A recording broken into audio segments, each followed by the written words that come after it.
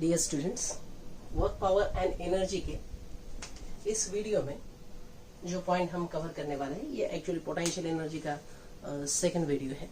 ठीक है, इसमें हम conservative force and potential energy का कोरिलेशन देखेंगे। उसके बाद हम potential energy curve and concept of formation of molecules देखेंगे। ठीक है, उसके बाद हम इक्विलिब्रियम क्या है और टाइप्स ऑफ इक्विलिब्रियम क्या है वो डिस्कस करेंगे। ठीक है, तो चलिए स्टार्ट कर देते हैं। Conservative force and potential energy का रिलेशन और कुछ न्यूमेरिकल से देखिए।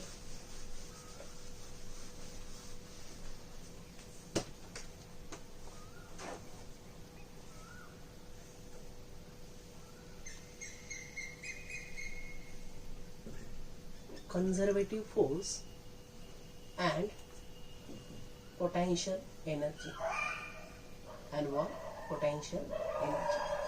ठीक है, तो देखिए अब आपको यहां पे जो ध्यान देना है कि पोटेंशियल एनर्जी हमेशा कंजर्वेटिव फोर्स के साथ ही जुड़ा रहेगा।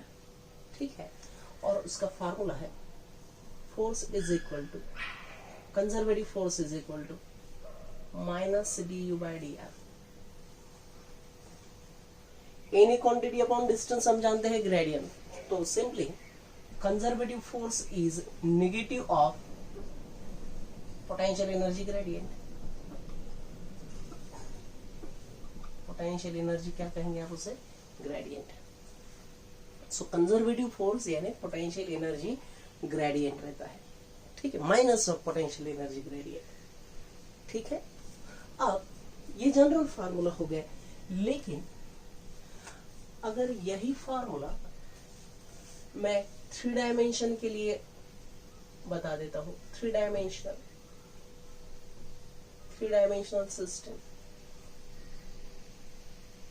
तो फिर ये फार्मूला कैसे चेंज होता है यहां पर मैं क्लियर कर देता हूं। 3 डायमेंशनल सिस्टम में देखिए, 3 डायमेंशनल सिस्टम में फोर्स रहेगा Fx along x axis, along y axis and along z axis, ऐसा बोलना पड़ेगा आपको। तो Fx का फार्मूला रहेगा minus del u del x. ये देखिए ये है complete derivative and this is partial derivative. ये कौन सा डेरिवेटिव है? पार्शियल।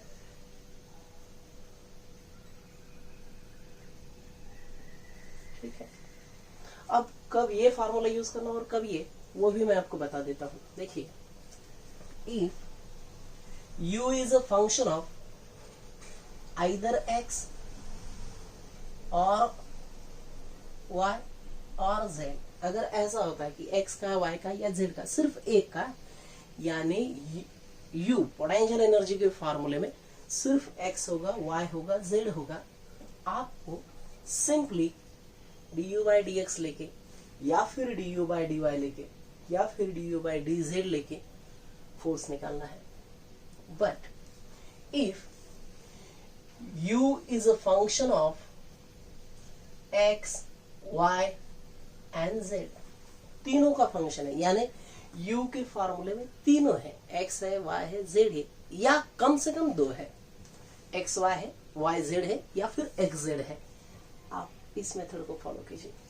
ठीक है, कैसे जरा देखिए fx को। फिर अब आप हमेशा याद रखिए, जब मैं fx निकाल रहा हूं तो जो x वाले टर्म है एनर्जी में उनका ही डेरिवेटिव लेना, y और z को उनका डेरिवेटिव नहीं लेना है। ठीक है, कैसे? विद एग्जांपल हम क्लियर करेंगे। fy की वैल्यू रहेगा यहाँ पे minus del u by del y रहेगा, यहाँ पे क्या रहेगा? Del y। And what about fz? Minus del u by del z, minus del u by क्या रहेगा? वो डेल z। ठीक है, और नेट फोर्स जो रहेगा इन दिस केस 3 डायमेंशन केस में, इवन 2 डायमेंशन में भी वो आपको fx fy या फिर fx fz या फिर y fy fz ऐसे निकालना पड़ेगा। हाँ, ठीक है, तो यहाँ पे f नेट रहेगा fx i कैप प्लस, ऐसे बोलने की जरूरत ही नहीं मेरे, आंसर। ठीक है, ये आप ऐसे बोलेंगे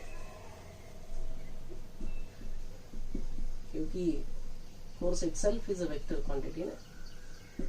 ठीक है, इसे आप ऐसे लिख सकते हैं, लेकिन अब आई कैप समझ रहे हैं आप, ये एफ एक्स आई कैप ऐसे नहीं बोलोगे। Force itself is a vector quantity, तो उसे वेक्टर बोल सकते हैं।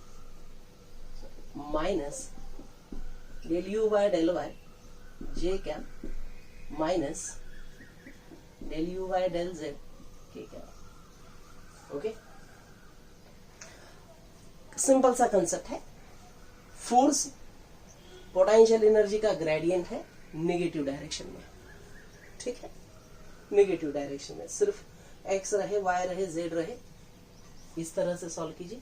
एक्स वाई रहे, एक्स जेड रहे, वाई जेड रहे, वाई एक्स रहे, इस मेथड से। ठीक है, एग्जाम्पल देखते हैं। ये काफी सिंपल है, इसलिए एक दो एग्जाम्पल लेके पॉइंट खत्म कर देते हैं। देखिए एग्जाम्पल्स।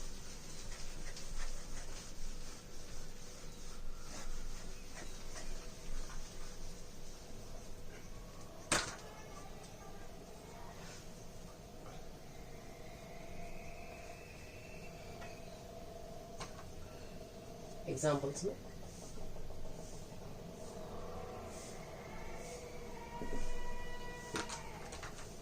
जो पॉइंट क्लियर करेंगे वो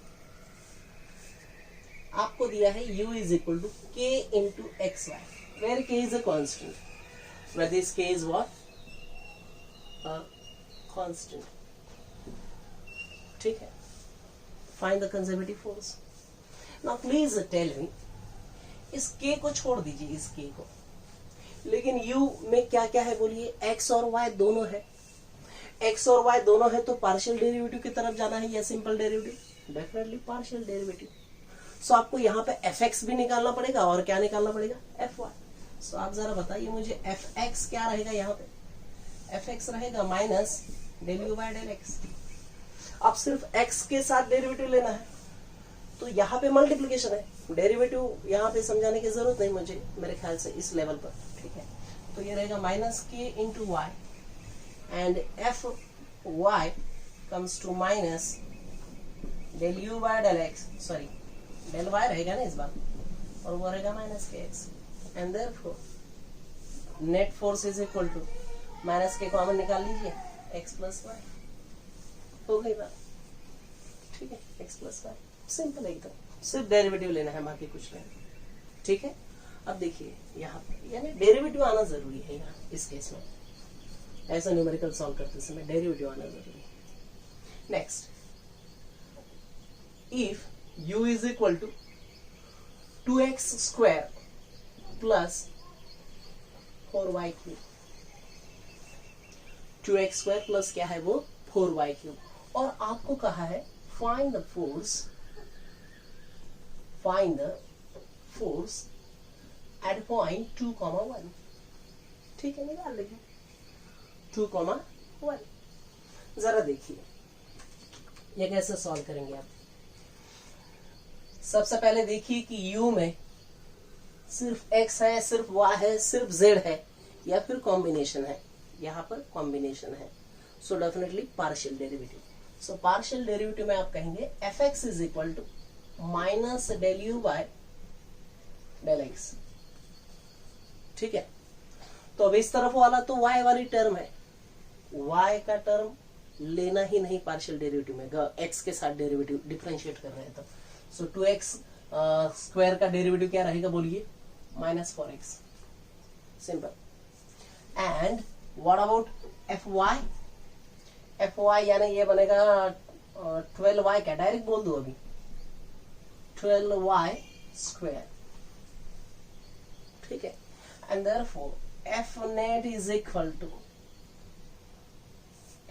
अब f net is equal to, ठीक है, यहां पे आप कह सकते हैं माइनस 4x आई क्या, सॉरी माइनस ही लिखना है ना, यहाँ पर माइनस ही आया है, लिखना नहीं, जो आया वो लिखना पड़ेगा। ठीक है, अब बताइए x इज इक्वल टू क्या लिख दीजिए 2 and y is equal to 1, then it comes to F net for that values, or which values 2, 1.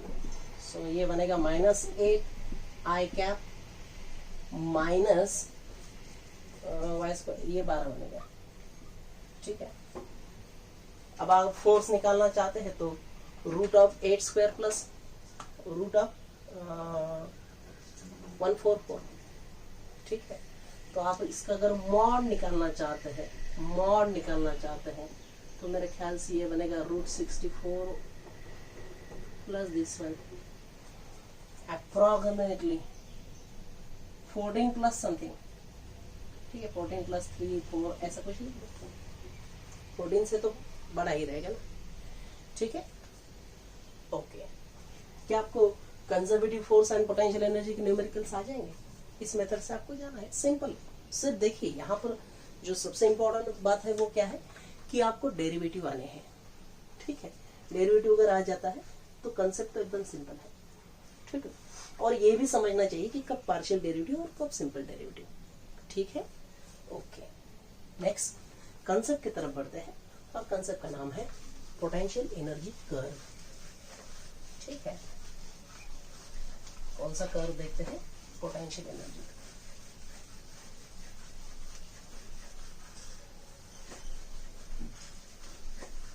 ये काफी इंपॉर्टेंट पॉइंट है, पोटेंशियल एनर्जी कर्व।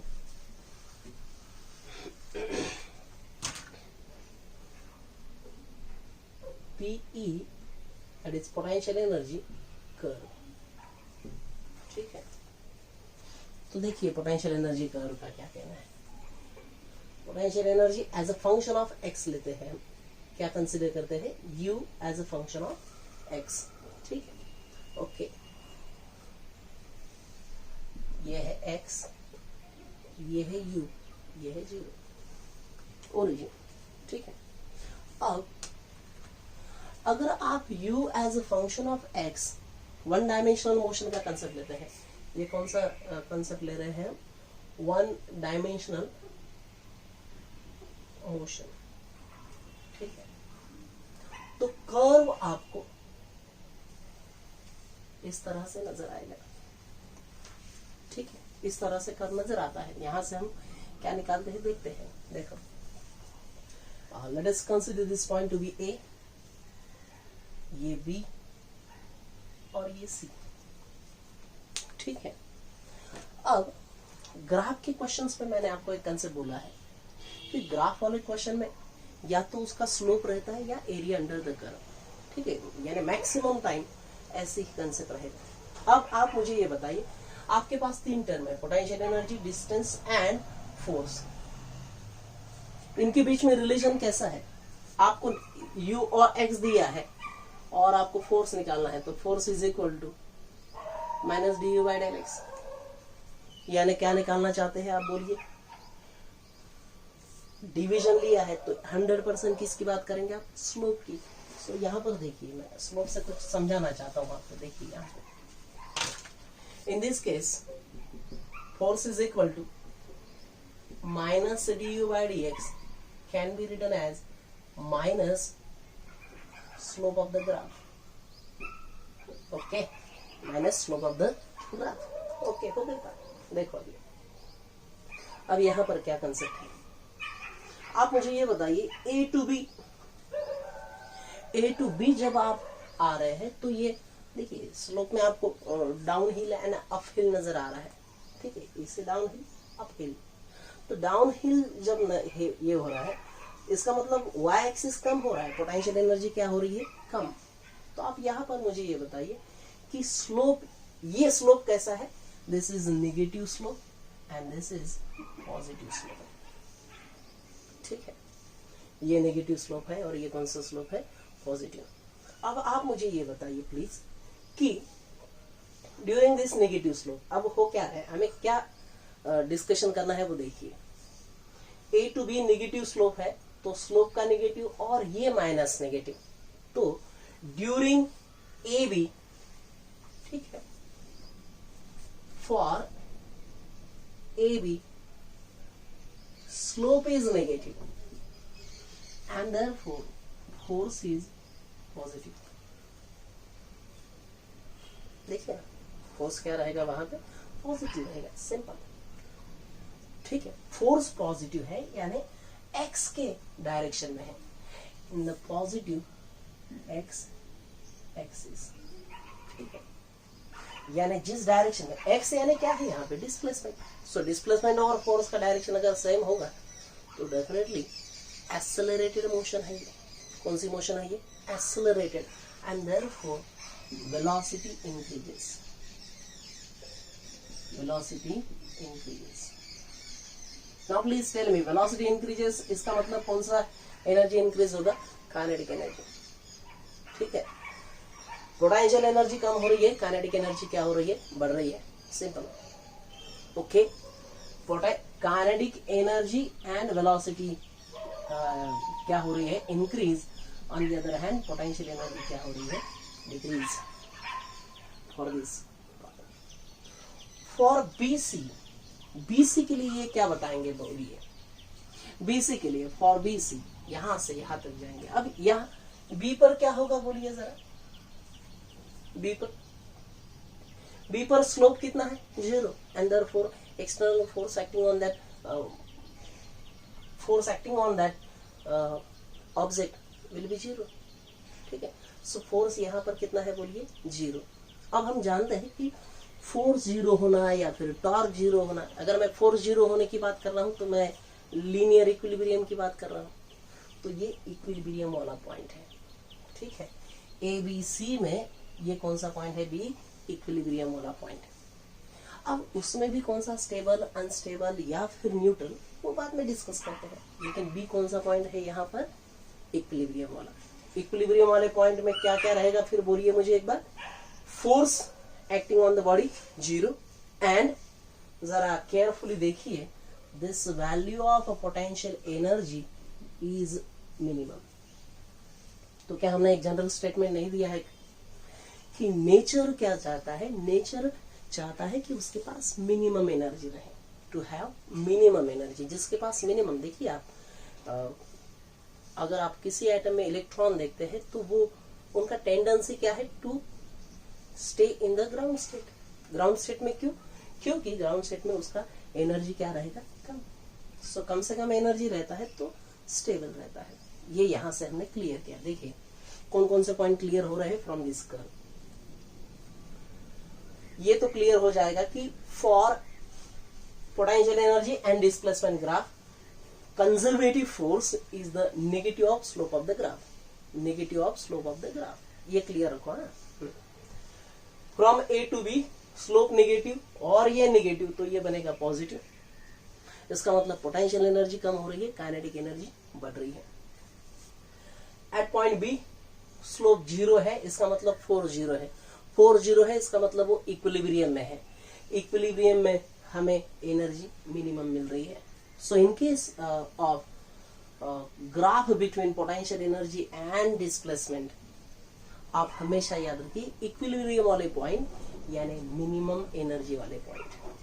ठीक है, and from B to C slope positive है, इधर पॉजिटिव, ये टर्म पॉजिटिव हो जाएगी, लेकिन माइनस तो है ही साथ में, तो ये रिटार्डेशन का काम है।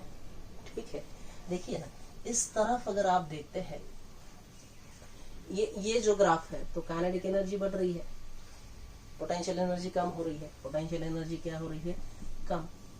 यहाँ पर काइनेटिक एनर्जी क्या हो रही है, कम, एंड पोटेंशियल एनर्जी बढ़ रही है। देखिए ना, वाई एक्सिस की तरफ जा रहे हैं तो पोटेंशियल एनर्जी बढ़ रही है, लेकिन throughout the motion total energy conserve है। आप हमेशा याद रखिए, total conservation of total energy is universal principle. तो उसको आप, एक भी एग्जांपल नहीं रहेगा दुनिया में जहां पर वो इनवैलिड है। ठीक है, क्या आपको ये कर्व समझ में आ गया? अब एज ए कर्व के मदद से मैं फॉर्मेशन ऑफ मॉलिक्यूल समझा देता हूं। फॉर्मेशन ऑफ मॉलिक्यूल जरा देखिए। ठीक है,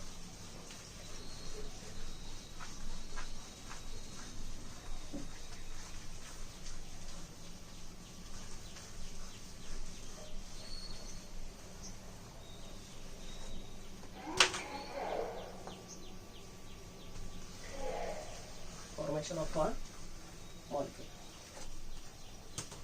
देखिए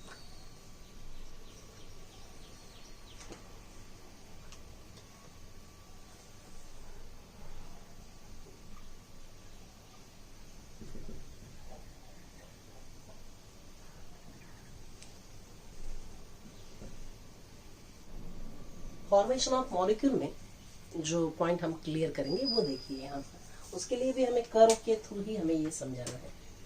तो आप देखिए यहाँ पर मैं पहले कर्व निकालना जरूरी है।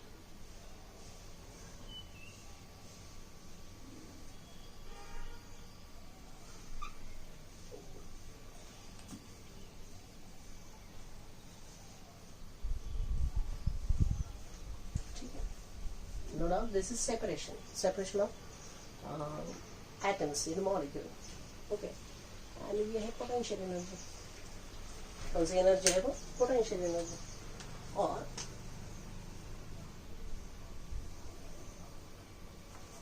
ये है कोकरा। ठीक है,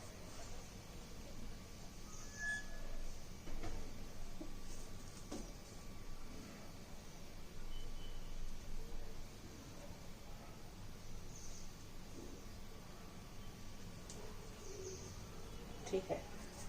और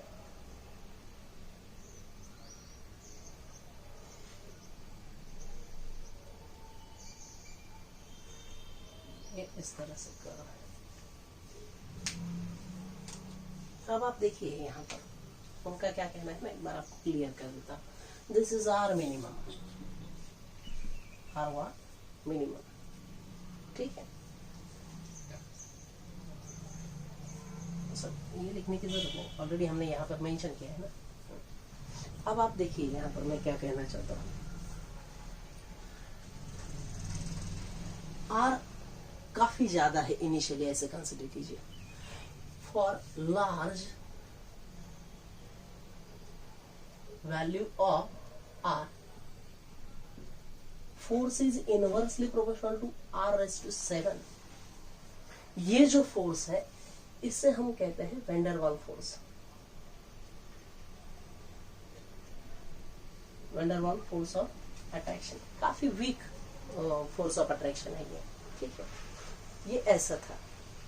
अब जैसे जैसे डिस्टेंस कम हो रहा है, यानी सेपरेशन क्या हो रहा है बोलिए, कम हो रहा है। ये दो मॉलिक्यूल्स से काफी दूरी पर है, तो उनके बीच में फोर्स ऑफ अट्रैक्शन कौन सा है? Van der Waals force. That is inversely proportional to, that varies inversely to the r is to what 7, r का पावर 7 पर वो वेरिएशन है।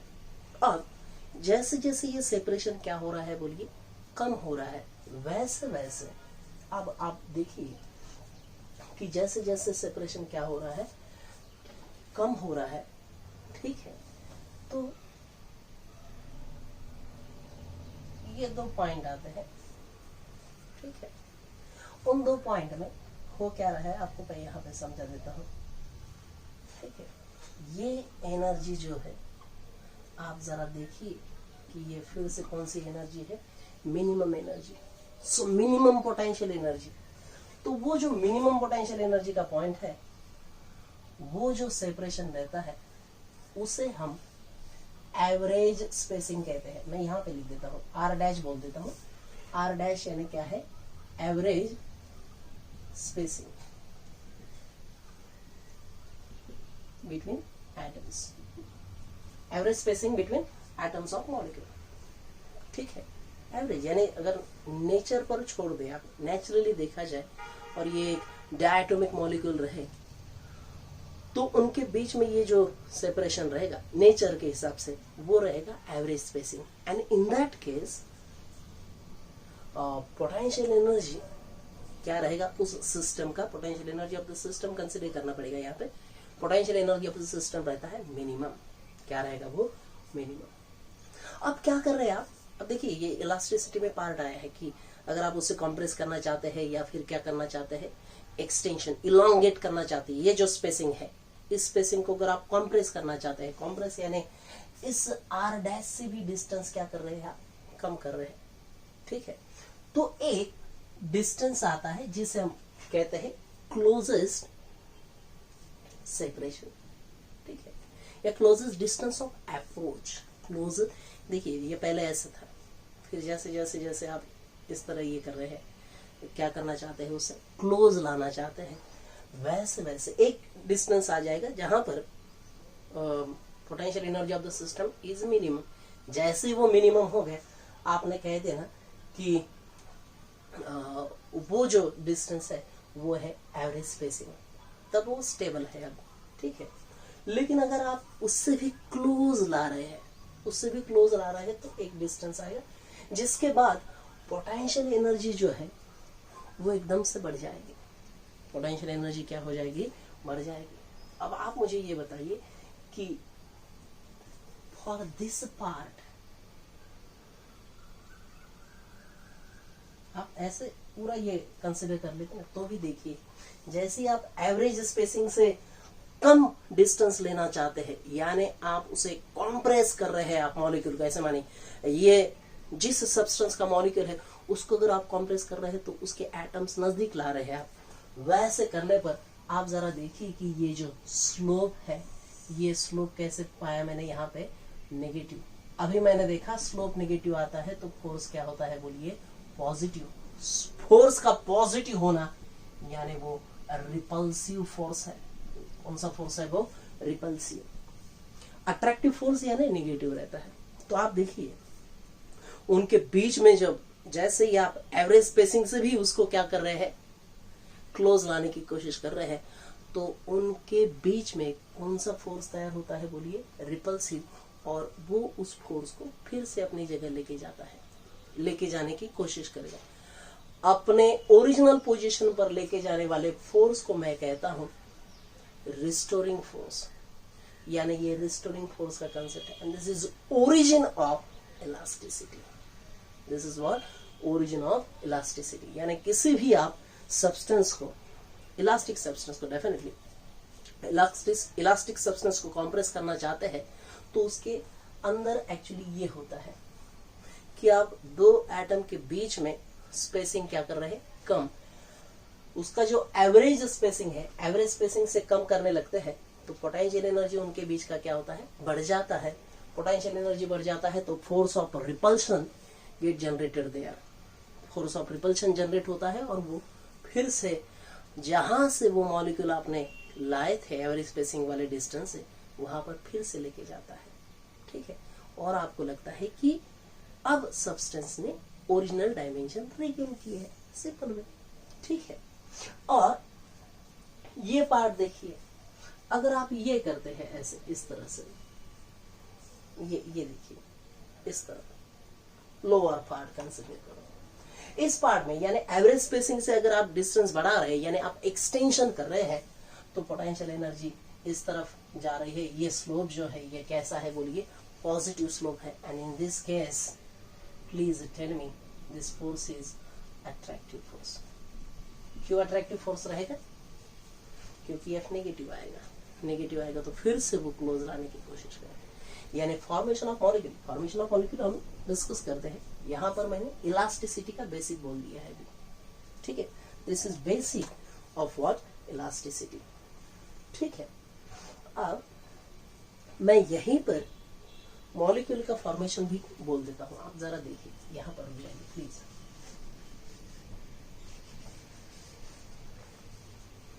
ये जो पार्ट है, इस पार्ट में E is greater than 0। Energy क्या है, बोलिए ग्रेटर देन 0, पोटेंशियल एनर्जी, ठीक है।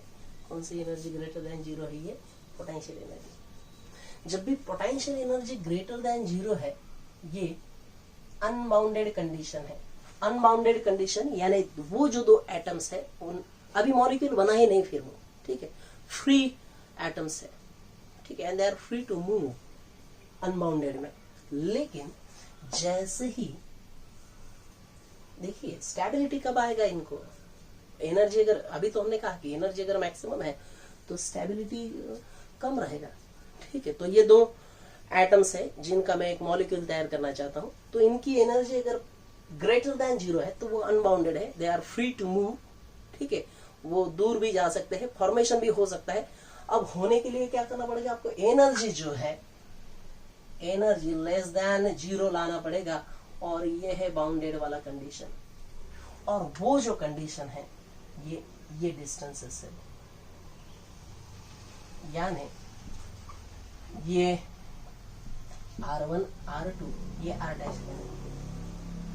सो कोई अगर मॉलिक्यूल फॉर्म होता है इनके बीच में, तो वो इसी एनर्जी केस में होगा। देखिए इस पार्ट में ही होगा।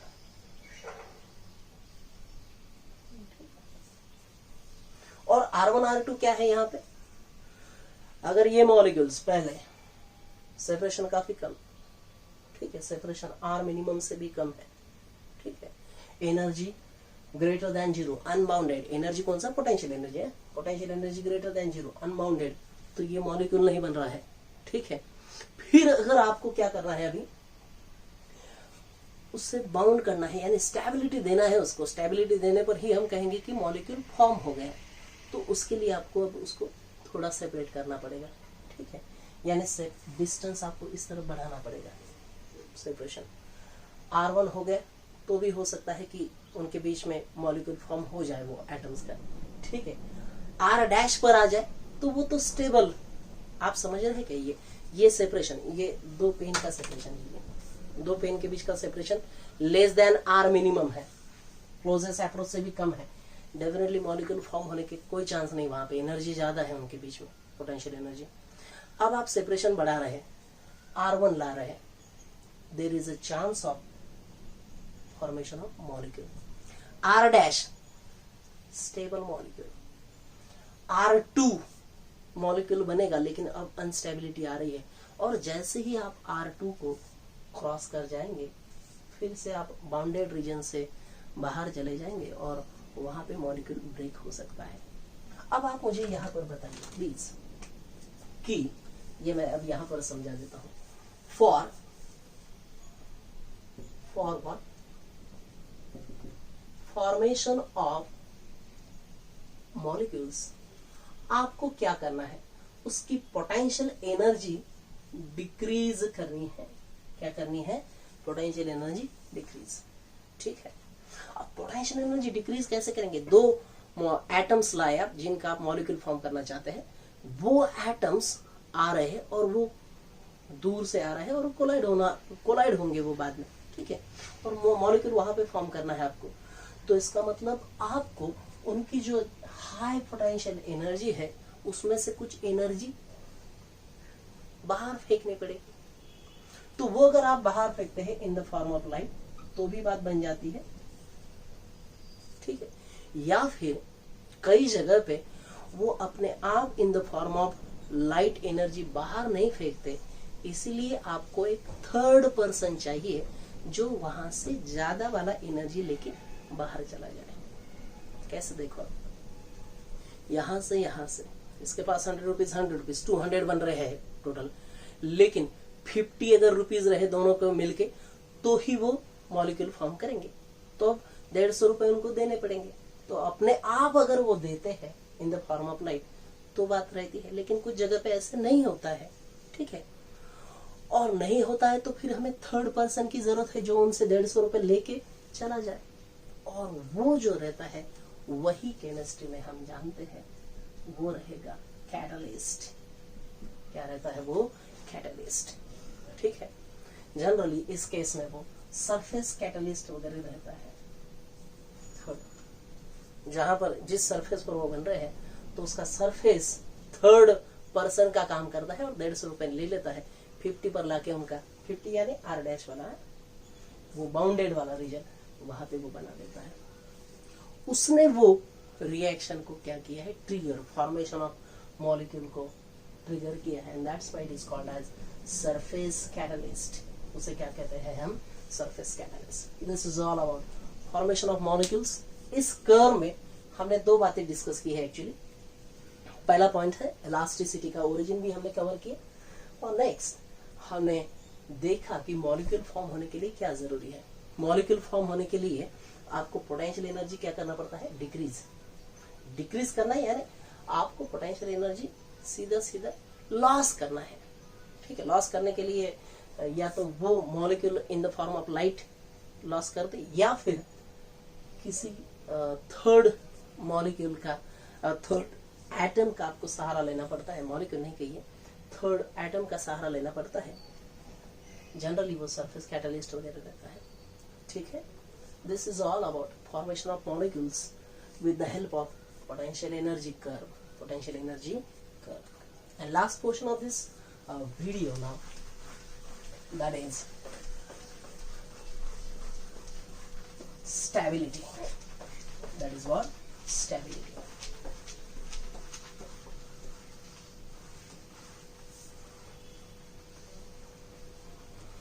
इस पर एक एग्जांपल देख लेते हैं। चलिए, अगर आपको इसी पर फॉर्मेशन ऑफ मॉलिक्यूल पर ही एक एग्जांपल देख लेते हैं। ओके, जरा देखिए, U की वैल्यू दिया है 20। मैं चाहता हूं कि आप ये सॉल्व करें, ये आप खुद सॉल्व कीजिए, जो भी आपका आंसर आएगा बता दीजिए, ठीक है।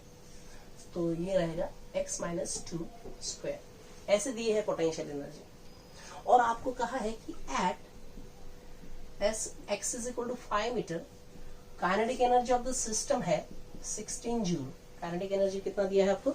16 जूल। ओके, आपको क्या क्या फाइंड आउट करना है मैं आपको समझा देता हूं। आपको फाइंड आउट करना है टोटल एनर्जी, ठीक है। बाद में आपको फाइंड आउट करने हैं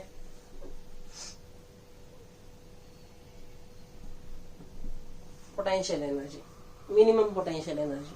क्या फाइंड आउट करना है यहाँ पे? मिनिमम, ठीक है, निकाल सकते हैं मिनिमम पोटेंशियल एनर्जी। चलो, और आपको निकालने हैं वो R1 एंड R2 वाले वैल्यूज। R1 R2 वाले वैल्यूज समझ रहे हैं ना आप? वो कर्व में जहां पर हमने दिखाया कि R1 पर भी वो मॉलिक्यूल फॉर्म हो जाएगा, R2 पर भी, लेकिन अनस्टेबिलिटी वहां पे है थोड़ी, वो डिस्टेंसेस निकालिए। एंड लास्ट वन, आप फोर्स निकालिए। क्या निकालिए? फोर्स, ठीक है। फोर्स का इक्वेशन निकालिए। काफी सिंपल क्वेश्चन है, आप ट्राई कीजिए, ठीक है। नहीं आता है तो फिर हम उसका आंसर बताएंगे कि किस तरह से। मुझे नहीं लगता है कि नहीं आएगा, क्योंकि सिर्फ डेरिवेटिव का ही तो काम है, बाकी कुछ नहीं, ठीक। ट्राई कीजिए। Last one, that is stability, also known as equilibrium. So let us discuss point of equilibrium. कौन सा पॉइंट डिस्कस करते हैं यहाँ पे? इक्विलिब्रियम वाला, ठीक है। देखिए, तो अब आप मुझे ये बताइए, मैं लीनियर इक्विलिब्रियम की बात कर रहा हूँ यहाँ पे, डेफिनेटली। कौन सा इक्विलिब्रियम? लीनियर। आप रोटेशनल इक्विलिब्रियम की बात करते तो फिर आपको एक्सटर्नल टॉर्क 0 दिखाना पड़ेगा। सो फॉर दिस केस आपको ये बोलना पड़ेगा कि F एक्सटर्नल 0 होना चाहिए। F एक्सटर्नल क्या होना? 0। और आपको यहाँ पर ये भी बोलना चाहिए कि U must be U minimum, ठीक है। U must be what? U minimum, ठीक है। आप जानते हैं इक्विलिब्रियम के types, stable, unstable and neutral. पहले जनरल आइडिया ले लेते हैं और ग्राफ से मैं समझा देता हूं कैसे निकालना है। स्टेबल इक्विलिब्रियम में क्या होगा कि उसकी इक्विलिब्रियम पोजीशन, मान लीजिए कि जो भी सिस्टम आप कंसिडर कर रहे हैं उस सिस्टम का इक्विलिब्रियम पोजीशन ऑलरेडी है वो इक्विलिब्रियम में, लेकिन उसको स्टेबल इक्विलिब्रियम कैसे कहेंगे? तो उसका जो इक्विलिब्रियम पोजीशन है उसको थोड़ा सा आप डिस्टर्ब कीजिए, ठीक है। वो डिस्टर्ब करने के बाद अगर ऑब्जेक्ट फिर से उसी जगह पे आता है, ठीक है, यानी object returns to original position, original position, then that equilibrium is called as stable equilibrium. Okay, with example clear कर लेंगे बात में।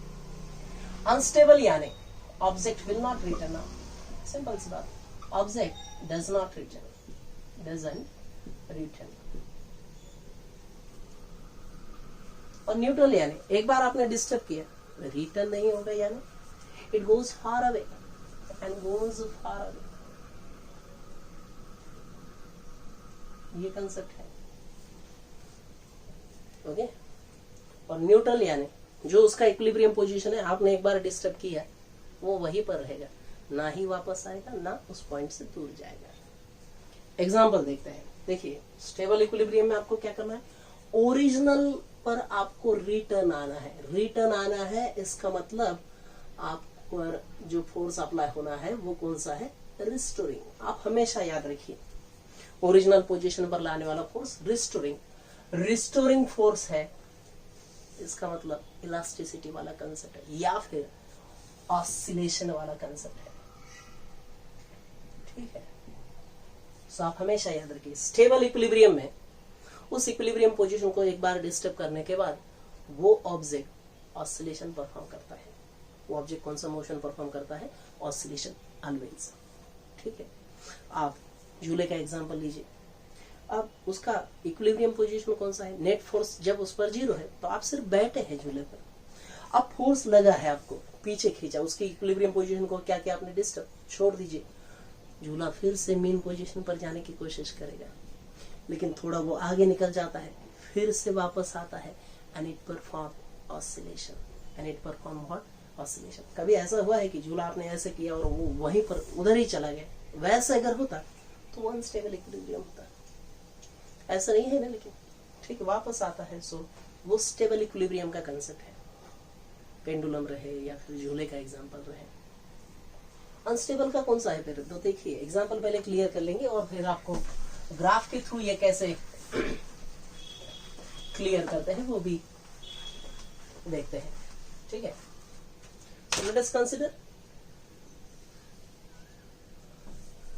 बाउल कंसीडर करते हैं।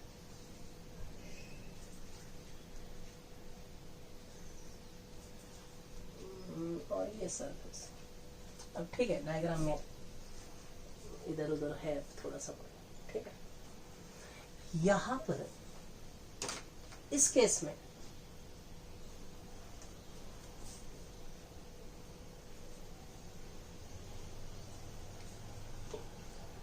एक ऑब्जेक्ट लिया आपने स्फेरिकल। ठीक है, ये इसकी इक्विलिब्रियम पोजीशन है, ये भी इक्विलिब्रियम पोजीशन है, ये भी इक्विलिब्रियम। इनिशियली वो इक्विलिब्रियम पोजीशन में है क्योंकि उन पर एफ एक्सटर्नल 0 अप्लाई हो रहा है। अब आप क्या कीजिए, इसे डिस्टर्ब कीजिए। डिस्टर्ब करने के लिए तो फोर्स लगाना पड़ेगा।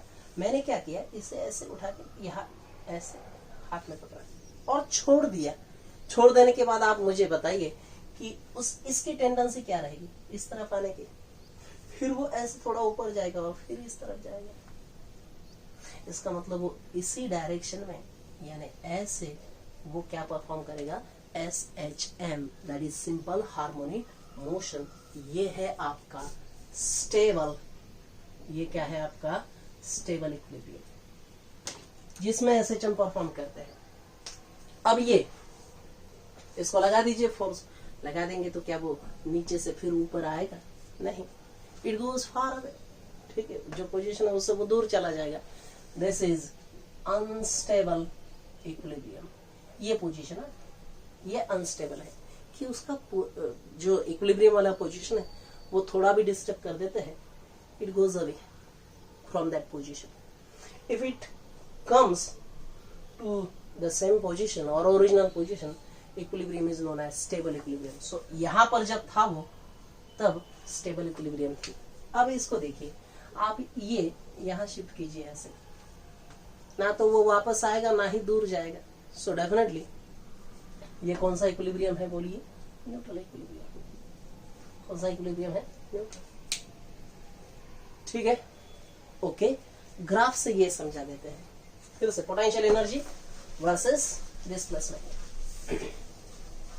Potential energy versus displacement. अब देखिए, यहाँ SHM परफॉर्म करने के लिए आपको रिस्टोरिंग फोर्स चाहिए, यानी आप किसी भी पोजीशन पर, बाउल में आपने ये ऐसे ऊपर लिया तो भी वो नीचे आएगा, इस तरफ जाए तो भी नीचे आएगा। तो वो ग्राफ से भी क्लियर होना चाहिए। तो यहां पर देखिए ग्राफ है, अब पोटेंशियल एनर्जी और ये है डिस्टेंस। ग्राफ इस तरह,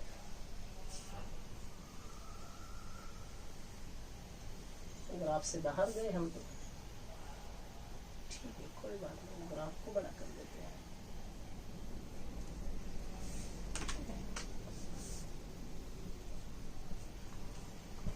बाउल ही तो नजर आ रहे हैं, ये ऐसे, ये उल्टा और ये स्ट्रेट लाइन, वही तो डायग्राम हो गए, देखिए ना ऐसे ये वो बॉल था,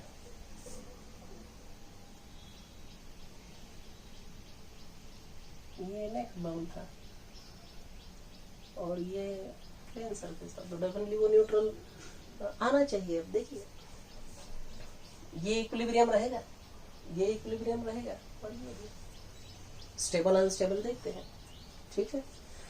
देखो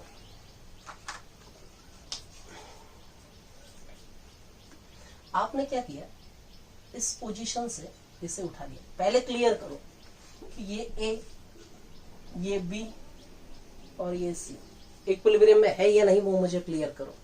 इक्विलिब्रियम में होने के लिए force must be what, zero.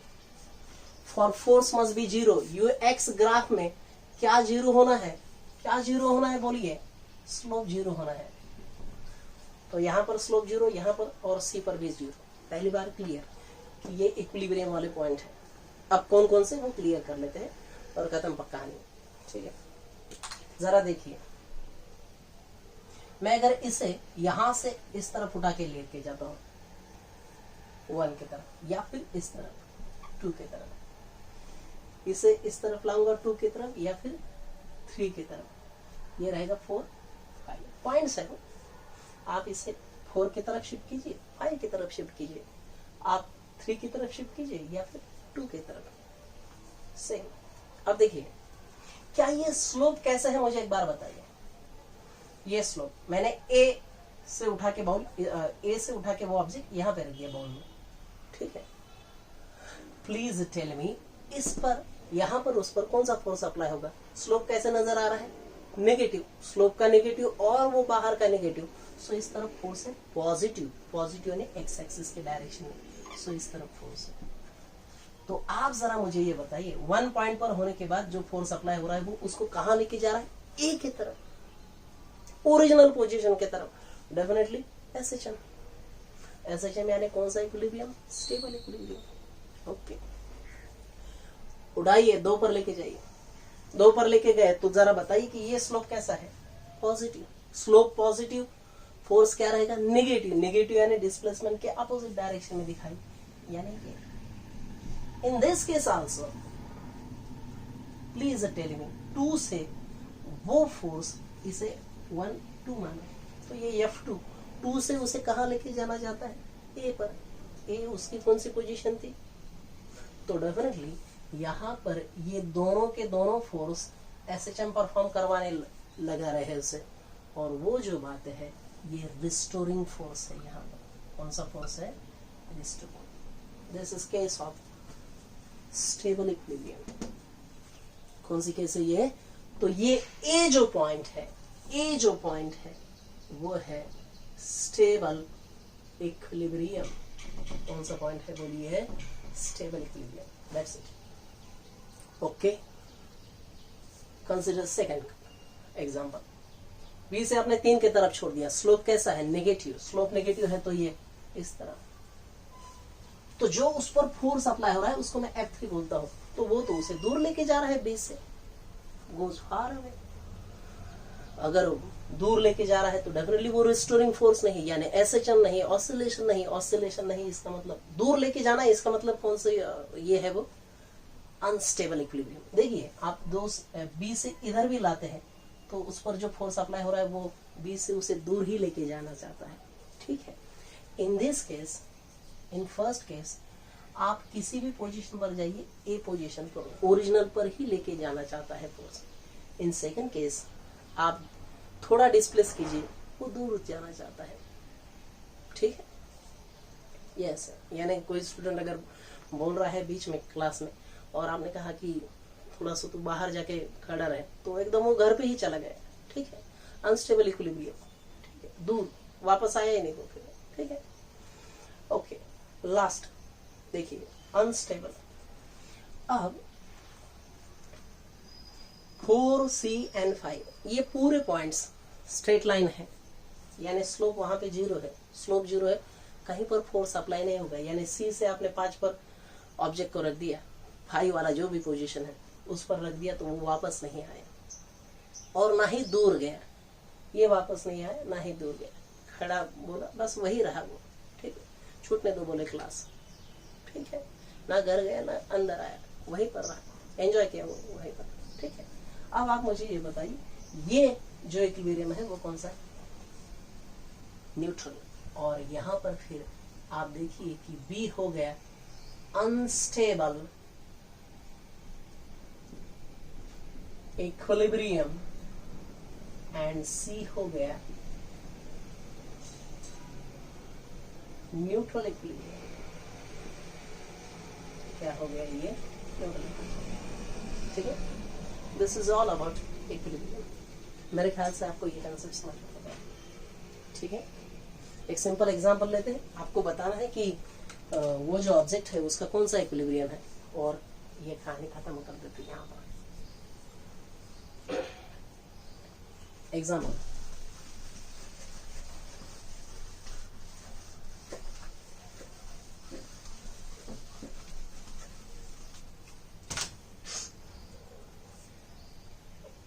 Equilibrium के इसमें एग्जांपल देखिए क्या है। u इज इक्वल टू आपको कहा ax स्क्वायर माइनस bx दिया है, it is a function of what? x only. So derivative लेंगे सीधा सीधा। आपको कहा है कि ये इक्विलिब्रियम में है ऑब्जेक्ट, ठीक है, उसका इक्विलिब्रियम फाइंड आउट कीजिए कि वो स्टेबल है या अनस्टेबल है या फिर क्या है, क्या कहेंगे उसे आप? स्टेबल है, अनस्टेबल है या फिर न्यूट्रल है, ठीक। अब देखिए यहां पर f is equal to D U by D X. यहाँ पे क्या रहेगा वो? माइनस 2ax, देखो हाँ डेरिवेटिव सही ले लो, plus b।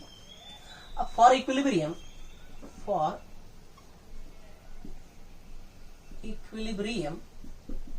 f must be 0, f 0 होना चाहिए and therefore b is equal to 2ax। तो x इज इक्वल टू क्या रहेगा जरा बोलिए?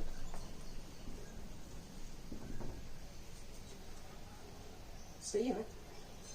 x is equal to b by 2a।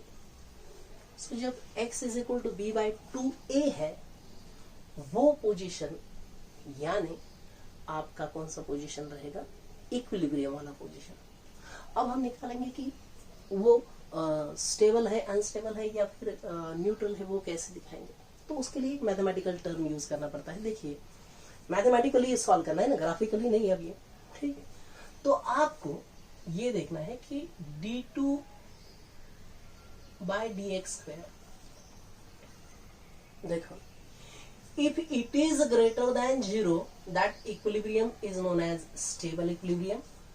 ये मैथमेटिकली जो बात है वो भी आप समझ लीजिए। एग्जांपल मैं यहाँ पर क्लियर कर देता हूँ, वो पॉइंट यहाँ पे समझा देता हूँ, ये हमने अब सॉल्व किया है।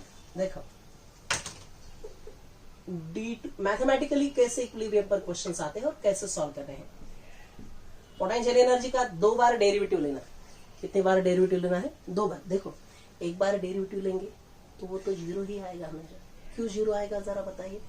क्योंकि 0 इसलिए आएगा क्योंकि वो तो वही तो इक्विलिब्रियम वाला कंडीशन है, क्योंकि एक बार डेरिवेटिव यानी फोर्स 0 है तो ही इक्विलिब्रियम है। लेकिन 2 बार डेरिवेटिव लेते हैं और वो ग्रेटर देन अगर ये आता है, डेफिनेटली वो स्टेबल इक्विलिब्रियम है। वो कौन सा इक्विलिब्रियम है? स्टेबल। इसका मतलब 2 बार डेरिवेटिव लेने के बाद पॉजिटिव टर्म आना चाहिए। कौन सा टर्म आना चाहिए? पॉजिटिव, ग्रेटर देन 0 यानी पॉजिटिव।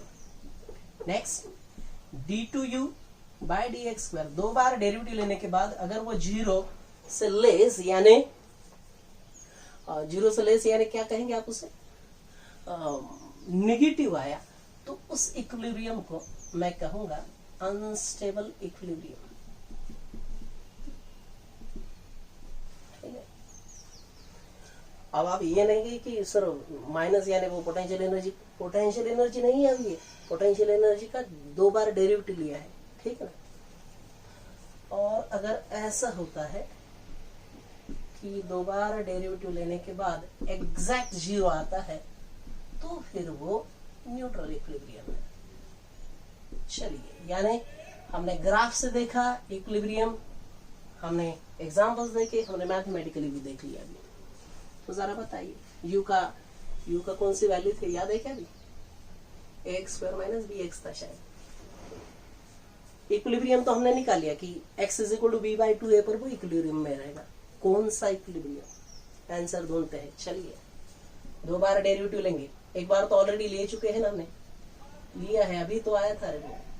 करो एक बार क्या था, minus two X plus B था। अब फिर से डेरिवेटिव, यानी इसका डेरिवेटिव लेना है। तो ये क्या रहेगा, बोलिए तो जरा। ये यहां पे रहेगा अभी, बी का तो कोई सवाल नहीं है, और ये रह रहा है 2a। ठीक है, क्या रहेगा यहाँ पे? 2a रहेगा ये। ओके, सिर्फ अगर आपने du by dx लिया ये, तो ये आएगा 2ax माइनस बी। फोर्स नहीं निकाल रहे ना हम यहाँ पे, सिर्फ ऐसे ले रहे हैं, सिंपल डेरिवेटिव लेना दूसरी बार, ये याद रखो। तो ये माइनस नहीं लिया क्लियरली, जब इक्विलिब्रियम वाली कंडीशन है तो सीधा डेरिवेटिव लीजिए, नेगेटिव साइन नहीं लगाइए। तो इसका डेरिवेटिव रहेगा 2x माइनस बी, और फिर दूसरी बार जब मैं डेरिवेटिव ले रहा हूँ तो सिर्फ वो 2a रहेगा। 2a मेरे ख्याल से पॉजिटिव है, यानी ग्रेटर देन 0 है।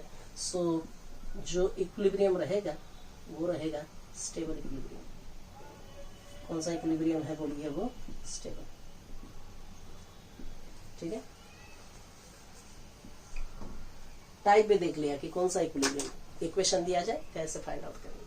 ठीक है, this is all about equilibrium. तो इस चैप्टर, इस वीडियो में हमने कौन सा कंसेप्ट क्लियर किया है? देखिए, हमने कंजर्वेटिव फोर्स और पोटेंशियल एनर्जी को जोड़ दिया। हम जानते हैं कंजर्वेटिव फोर्स यानी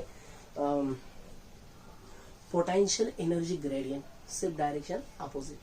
ठीक है, उसके बाद हमने पोटेंशियल एनर्जी कर्व देखा, वहां से हमने repulsive, attractive force, energy minimum हो, इलास्टिसिटी का ओरिजिन देखा, फॉर्मेशन ऑफ मॉलिक्यूल देखा कंसेप्ट, और फिर इक्विलिब्रियम लास्ट वाला, वो हमने ग्राफ से समझा, डेफिनेशन समझे, एग्जाम्पल लिए, और कर्व देखा, पोटेंशियल एनर्जी कर्व मैथमेटिकली दिया जाए तो क्या करना वो देखा है। ठीक है, ओके, हम यही पर रुक जाते हैं। Thank you.